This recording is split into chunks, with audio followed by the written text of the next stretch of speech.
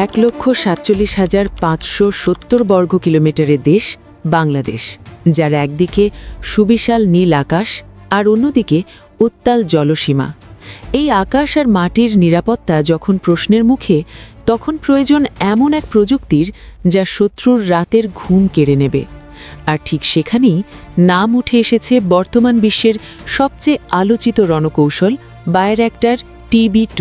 তুরস্কের তৈরি এই ড্রোনটি কেবল একটি সামরিক সরঞ্জাম নয়, এটি এখন গ্লোবাল পাওয়ার গেমের নতুন সমীকরণ।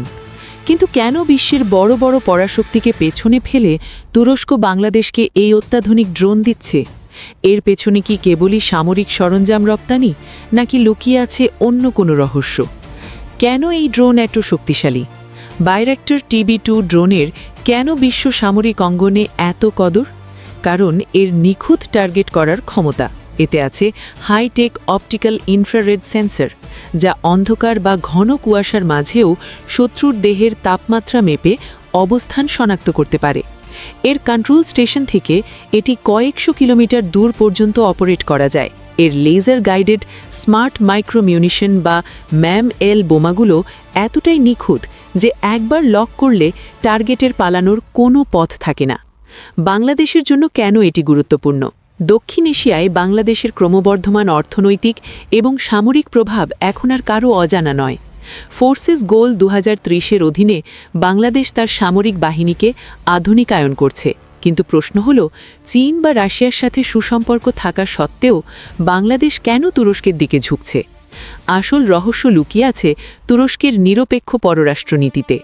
তুরস্ক বাংলাদেশকে কেবল পণ্য হিসেবে এই ড্রোন দিচ্ছে না, বরং এটি দুই মুসলিম দেশের ভ্রাতৃত্ব এবং কৌশলগত অংশীদারিত্বের একটি অংশ।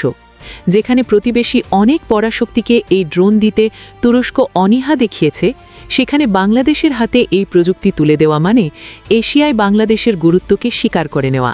আবার অনেকে মনে করেন এটি কেবল বাজার ধরার কৌশল।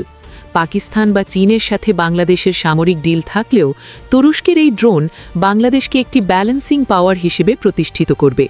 তুরস্ক জানে দক্ষিণ এশিয়ার স্থিতিশীলতায় বাংলাদেশের ভূমিকা কতখানি। প্রযুক্তির লড়াইয়ে পিছিয়ে থাকার দিন শেষ। বাংলাদেশের সার্বভৌমত্ব রক্ষায় বাংলাদেশের এই পদক্ষেপ আগামীর দিনগুলোতে এক নতুন আধিপত্যের গল্প লিখবে। আপনার কি মনে হয়? আপনার মতামত কমেন্টে জানান। আর এই ধরনের ইনফরমেটিভ ভিডিও পেতে আমাদের চ্যানেলটি সাবস্ক্রাইব করে সাথেই থাকুন।